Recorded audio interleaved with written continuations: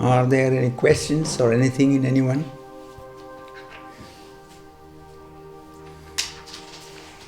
Anything to say, anything to express, anything coming in touch with the session reminder which some of you have been starting to work again with? If anything is there, we can take time for that first from those who are participating from here or participating from elsewhere.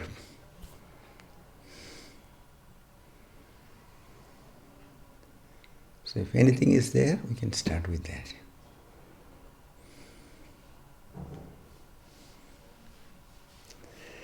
If nothing is there, I would like to just again bring the attention to the very challenge what we have as human beings. And that is the challenge of having to dance between two worlds, world of illusion and the world of reality. And as our conditioning goes, we are brought into a certain state of identifying and growing roots in the game of the world. And so it becomes almost addictive. That is why I often have been telling to friends who have some addiction problems that see that your real addiction is not the addiction to this alcohol or drug or something like that. It is the addiction to the ego which you have to confront. Because when you see what way the automatism is working in you and how easily, how without any effort, unconsciously you are pulled into this identification and the reactions are coming, and you don't even realize that you are trapped in it. That is why the challenge is very subtle, but at the same time, that is a challenge you need to face.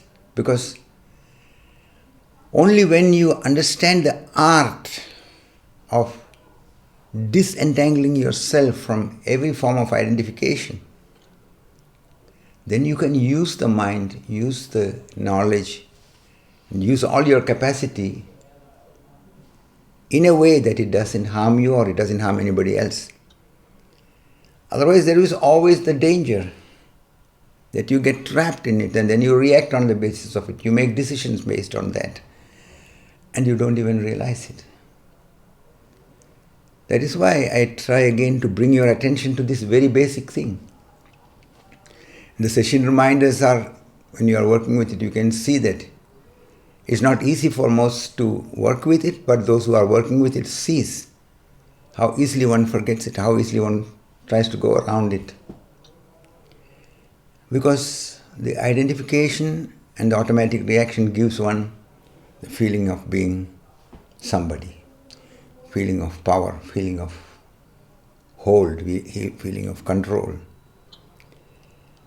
And when you don't hold to that, what you confront at first is a feeling of lostness, feeling of having nothing under grip. And then the fear arises. What happens when I'm not holding to anything? Anybody can do anything with me. I'm lost. But what you need to see is that these conclusions which comes up in you are also coming from the same conditioning, coming from the same fear, because it is coming from your identification.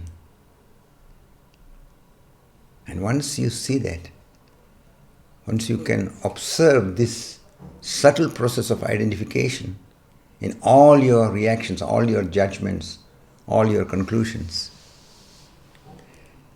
then you are gaining some basis. Otherwise, something gets touched and you are already wired up, you are already caught, and then you don't see anything more. You are projecting through that. You are in a defensive state. You are in a struggle. So become aware. On the one side, we are expecting to have a life where everything is beautiful and comfortable and convenient and fine. And that is natural and okay, but on the other side, we need to also realize the conflicts, the challenges, the difficulties which arise in life are equally important, because that helps you to stand where you are standing, to understand where you are standing. Because in conflicts, in challenges, the ego is touched. You are provoked. And then what are you doing? Are you identifying with it? It is not any blind idea of right and wrong. It is just seeing. Am I caught up in my automatic conditioned way of reacting, or am I able to see it so that I can respond? I can act out of a state of clarity, freedom, intelligence. And this is very, very important, because when you don't deliberately orient to claim it, it will not happen. And this you have to also see. That is why, although so many people are on the path in different ways, in different religious and spiritual groups and all that, but very few are attaining to this state of clarity, for the simple reason it's so easy to overlook it. It is so challenging to confront the fear, to confront the feeling of loneliness, aloneness, emptiness, senselessness. And this is very important, that you are aware that these are reactions which come from the same conditioned way of looking and the judgments connected with it. So you have to also watch these reactions. And you have to watch the tendency to hold to the power of the negative. Because if you look carefully, you will be surprised that without your awareness, you are going everywhere, judging, and almost going with a calculativeness. The whole life gets more into a business approach. What do I give? What do I gain? What do I get back? What is my reward? Am I gaining? Am I losing? And that is why when I ask you to bring your awareness to the judgment and the undercurrent factors which are going in you, taking place in you, how it can become a basis for you to get disentangled from the automatic entanglements, and makes you capable to see that you can act out of clarity. You can act out of freedom. You don't need to get trapped in any form of negativity. Negativity may arise out of the conditioning, out of the identity, but you can watch it and you can look what is intelligent, what is healthy, what is really coming from your understanding and love.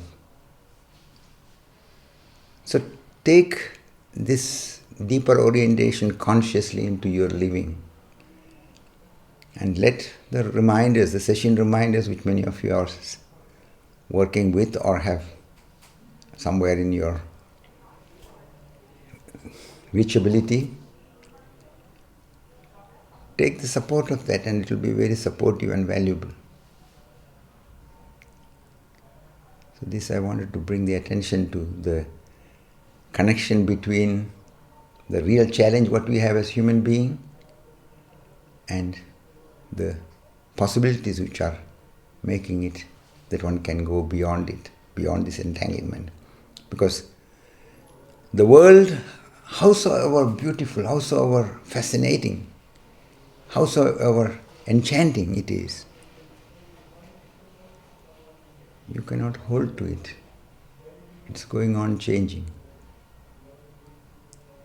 That is why holding and trying to settle in the egocentric way of going about life is not recommended by anybody who understands the nature of the reality, for the simple reason, if you try to hold on to something which cannot be held on, which is like a child holding to an ice crystal, imagining that he would like to bring it home and keep it in the room and have it for playing around for the next period. But it's not aware that already coming home, halfway it is starting to melt. And when it comes to the warmth of the room, it's melting away.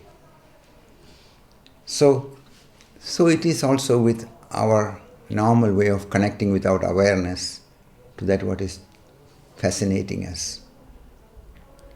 So you have to recognize that the positive and the negative which is happening has both relevance.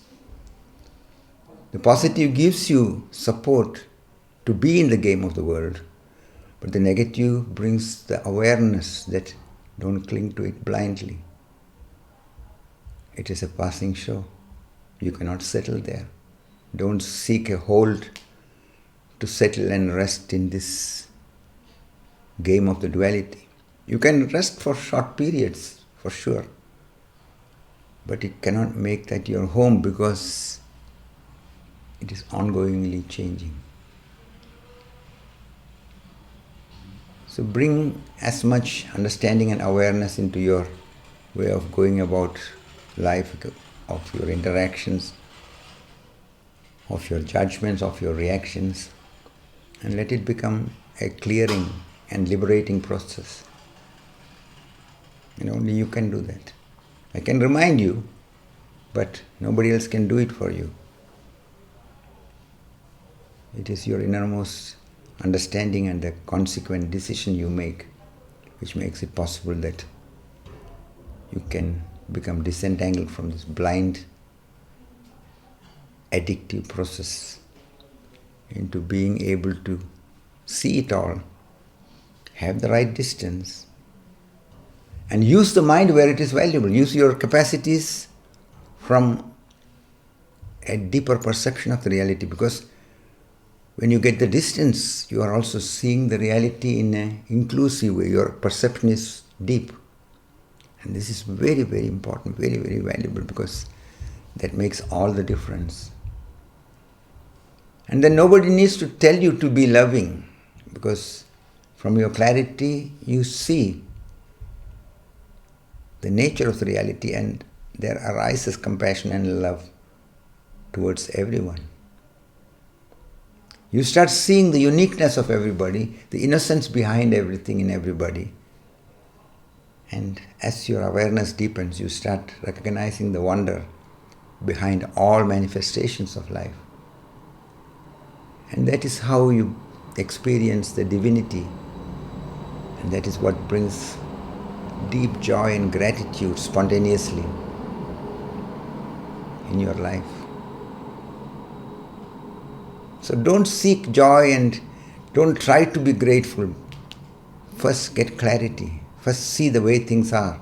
And as your awareness deepens, as you are able to disentangle yourself from your projections, the best in you will come to manifest. You just have to allow it and cooperate with it, playfully go about it, and see it is a process of discovering, it's a process of allowing a flowering in you.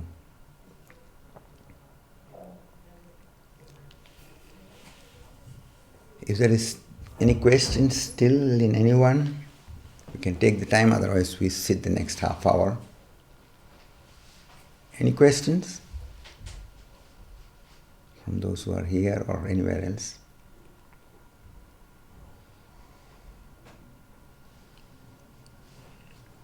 So if nothing else is there, then we sit the next half hour with the remembrance to be with the quality of the mirror, which is mirroring everything without interfering. That is what is meant with this mirror-like consciousness in the deeper traditions. The mirror is not interfering, it's not trying to change anything, it's not going into the judgment. It simply mirrors everything and lets it come, lets it pass by. With this orientation, with closed eyes, we sit the next half hour.